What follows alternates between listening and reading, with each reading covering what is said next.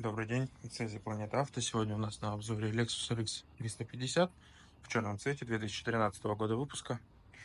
Автомобиль у нас на бензиновом двигателе в объем 3,5 литра, 277 лошадиных сил, АКБП полный привод. Автомобиль у нас на литых дисках, хорошей резине. Имеется спойлер, релинги на крыше, ветровики, дефлектор капота, повторители в зеркалах, противотуманные фары, также бесключевой доступ. По салону у нас кожаный салон, чистый, ухоженный. Имеется люк,